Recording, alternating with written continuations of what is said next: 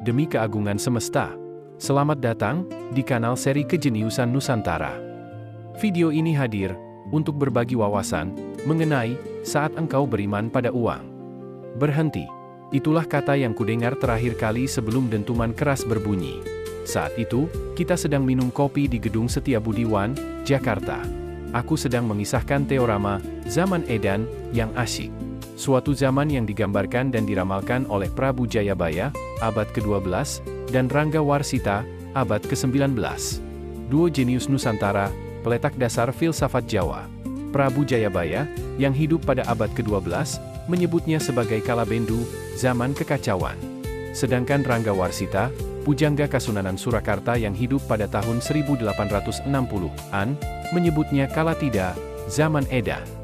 Di zaman modern, nujum dan nubuah ini disebut sebagai futurologi, kemampuan membaca zaman di masa depan. Mirip cenayang yang tahu sebelum waktunya.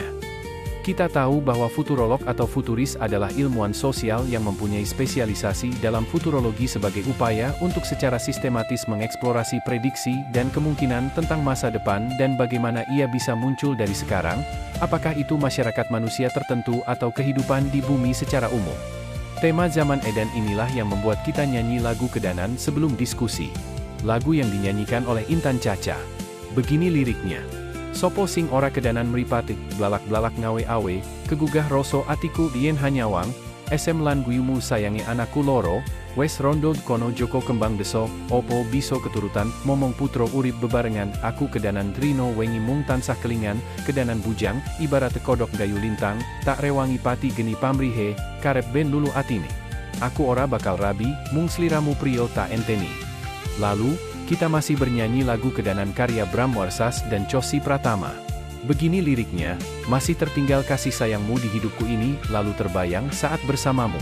Sampai kini, aku terjatuh dalam asmara, dan ku terlena, aku tak kuasa lalu berkata apa adanya, aku kedanan pada dirimu, terlalu cinta.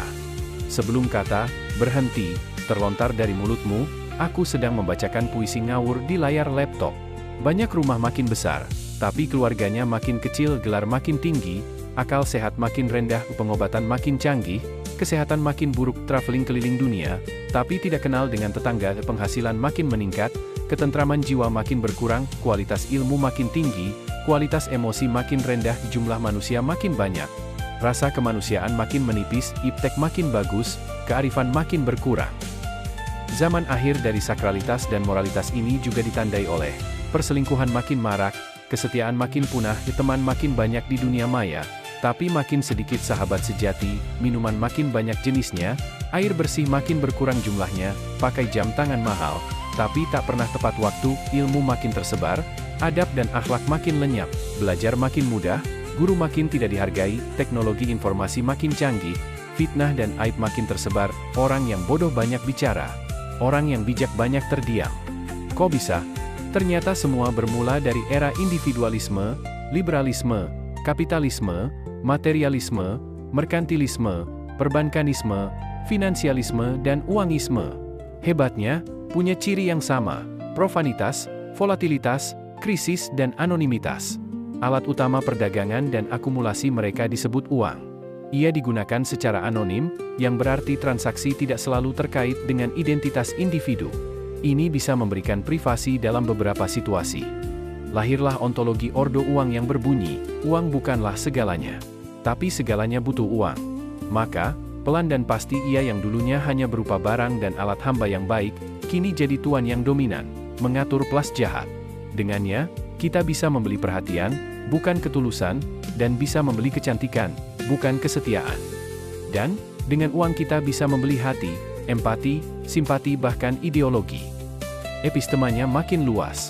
Ia bergerak lincah di wilayah narasi, profanitas, duniawi, harta, benda, sekarang. Maka muncul kaidah, yang kehilangan uang, kehilangan segalanya, yang kehilangan teman, hanya kehilangan banyak hal, yang kehilangan iman, tidak kehilangan apa-apa, yang kehilangan moral, itu bukan kehilangan. Pada kisah hidup sukses di zaman Edan, kita tidak akan dinilai oleh berapa banyak piagam yang telah kita terima, berapa banyak prestasi yang telah kita raih, atau berapa banyak hal-hal besar dan jihad akbar yang telah kita lakukan. Tetapi, Semua dinilai dan dirangking dari berapa uang yang kita punya. Uanglah yang mengubah zaman waras berlandaskan benar salah, menjadi zaman edan berlandaskan menang kalah. Saat engkau beriman pada uang, di hati dan jiwamu, aku hanyalah butiran debu. Saat engkau beriman pada uang. Oleh Yudi Haryono, CEO Nusantara Center. Sampai jumpa di episode seri Kejeniusan Nusantara berikutnya. Salam Indonesia.